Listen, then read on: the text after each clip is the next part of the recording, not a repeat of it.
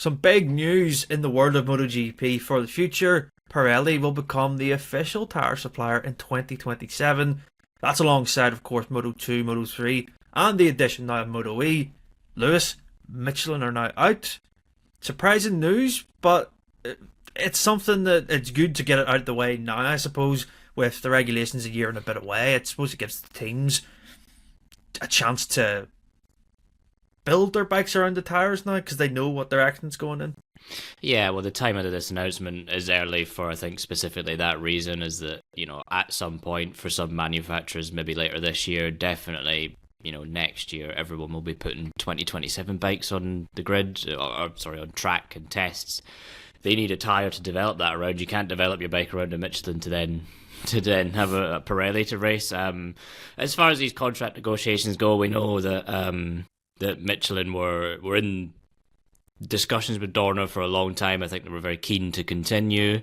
Overall, it's been a good partnership. Yes, there's been the odd sort of moment of, maybe problems with, some odd tyres and stuff like that we've seen. But all in all, you look at, last year, every racetrack, there was a brand new lap record smashed, and that's very much down to Michelin as much as it is bike development. And overall, I think, this Michelin era has been good for MotoGP. In terms of the racing, especially compared to the Bridgestone era. So there was nothing really to suggest that there wasn't a keenness for Michelin to carry on, and certainly from MotoGP's point of view, for them not to keep the manufacturer around. What seems to have been the sticking point is this decision to unify tyre supply. We saw a couple of years ago Pirelli brought in to replace Dunlop in Moto2 and Moto3.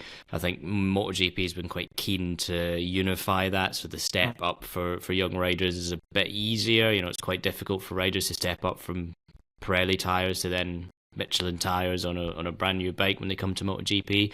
For Michelin, they didn't want to do that. Their sole focus has always been MotoGP, MotoE, where they feel like the kind of most of their advancement in technology come from, really, where it's the key battlegrounds for it, essentially, in terms of development. I think the other classes it wasn't keen on. And obviously there's quite a big cost involved there. You have to develop, you're not just transferring those tyres over to other bikes. They have to be obviously tailor-made for Moto2, for Moto3. Moto3 is going to be a tricky one as well because, in 2028 possibly we'll see a different bike formula there as well. So, that's complicated and wasn't what Michelin wanted to do, and it wasn't that then didn't really work with what Dorna wanted to do. So that was really kind of an insurmountable wall for Michelin to continue in MotoGP, and Dorna have gone the route of Pirelli, which I think we were kind of expecting would maybe factor into a conversation when they were announced a couple of years ago to come into Moto2 and Moto3. Clearly, this is not a surprise as such. I think maybe we thought nothing would change, but it's not too much of a surprise to see that Pirelli has now been obviously the de facto backup option, let's say. And yeah, like we say, it needs to be an early announcement so people can start thinking about 27 and the tyres can be tested. That's a big process and not a lot of time, really, if you look at the window we have now until 2027. It's not a lot of time because you think, 2027 is really only like a year. Not even in development terms, it's like, I don't even know. I think they're well into 27 regulations now, I suppose. And I suppose if you look at the statement, I can read it actually here now, that Michelin responded with. After several months of discussion regarding the extension of Michelin's MotoGP contract after the 2026 season, Dorna Sports has decided to select a sole tyre supplier for all classes. So this means MotoGP, Moto2, Moto3 and MotoE, and series also like the Rapid Rookies and the Talent Cups will unfortunately see this setup as not an option for Michelin. So I guess like we said, unifying's good in the sense that you bring riders through a chain almost, and they just know what to expect with the rubber they're getting. Yes, the bikes are different, but it's taking away an element, and I suppose that's a good thing. You touched on it before we started recording about how F1 do this with their feeder series, essentially. With F2, F3, they can bring them through on the Pirellis, and it makes life a bit easier when they get to F1. Logical step, I think, here. And also, when you mention that, we don't know if F1's contract with Pirelli is going to extend, but if it does, that means Pirelli would have MotoGP, F1, World Superbike, BSB. They've got all the stranglehold basically on motorsport, except for like a W or WEC even, who have Michelin still. It's a big thing, isn't it, for a brand like that to have such? I mean, the biggest motorsports in the world. It's key for marketing, isn't it? Really? Yeah, I think there will be a tipping point, though. I mean, that is a lot of Yeah, it's a lot. development and you know, a lot of resources that have to go into that. And let's not forget, this is not a cheap industry to be in, and the demands that are going to be placed on Pirelli are going to be great. We know the World Superbike Tyre supply runs to the end of 2026, so just before the MotoGP one kicks in. We know Formula One's Pirelli contract runs until the end of 2027. There is an option to extend. There has obviously, of course, now been talks of, you know, monopoly. That word's been thrown about with, of course, the impending Liberty Media buyout of MotoGP, also owners of Formula One.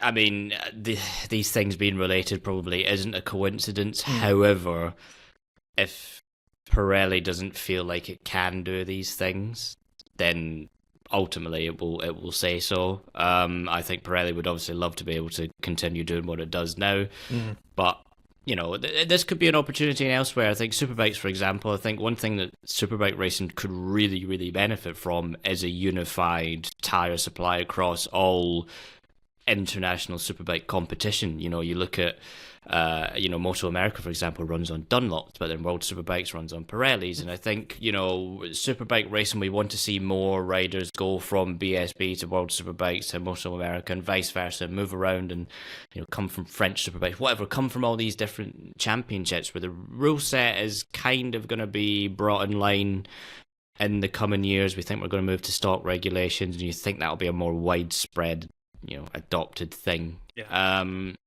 It would be good that for Superbike to maybe look at, you know, either unifying its tire supply, whether that's with Pirelli, whether that's, you know, say with Dunlop, for example, for America. I think personally going on the Dunlop route might not be such a bad idea if Dorna and you know, the motorcycle racing series at large are really keen to kind of open those doors to America again, you know, streamlining, you know, at least one barrier there in terms of tire adaptation would be a really pertinent move.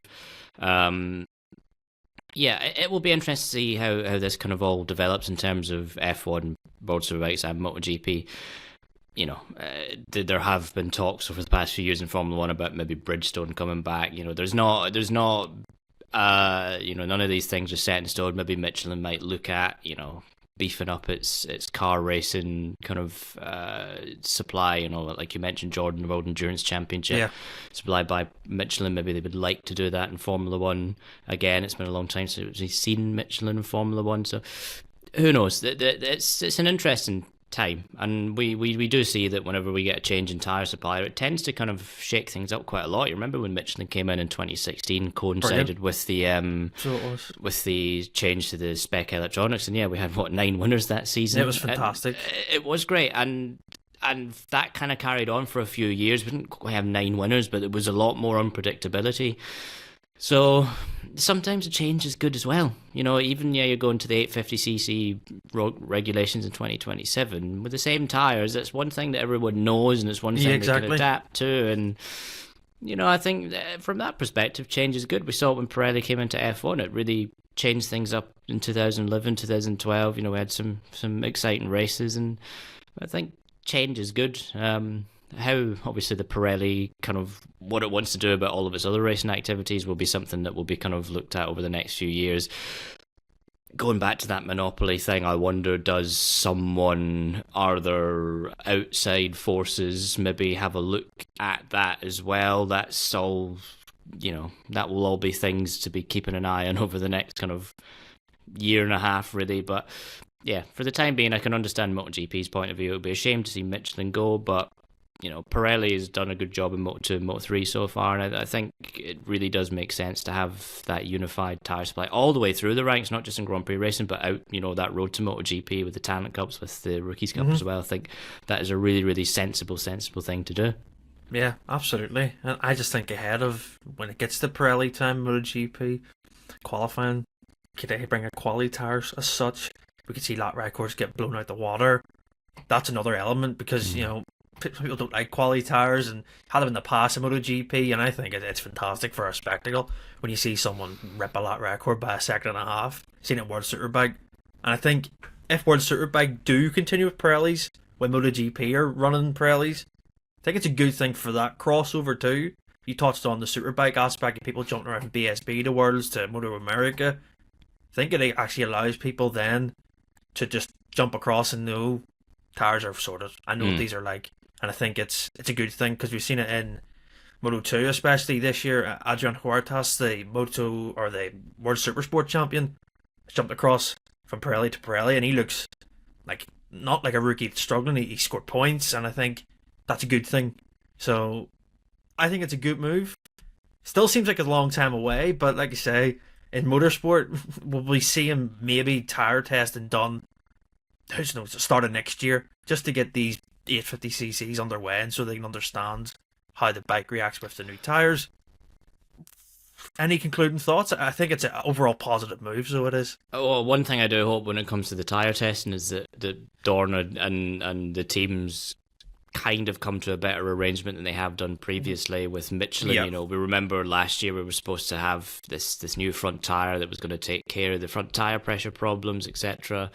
And it was delayed because Michelin had barely any testing time on it. They had tested it for half an hour, the Misano test last year, and then decided to push it back. And you know, we need to hopefully kind of avoid that situation. So hopefully there's a lesson to be learned there. I think, yeah, I would suspect that probably by the end of the year, maybe the start of next year, at least there'll be some private tests with test riders and MotoGP with the Pirellis. We did see Pirelli do some Moto2 testing, midway through the year before it stepped up. So I suspect it will be quite, it'll be a pretty extensive testing program once it finally gets going. But yeah, it will need to kind of get going fairly soon. They'll need to get tyres developed fairly soon because teams will want them for their initial 850cc runs, because you can't develop a bike without having the tyre to match it. Yeah, exactly. Well, there you are, some 2027 news in 2025 for you. So yeah, Pirelli replacing Michelin, and let's see what happens. If you enjoyed the video, leave us a comment on what you think of the news, subscribe to our channel, and we'll see you next time.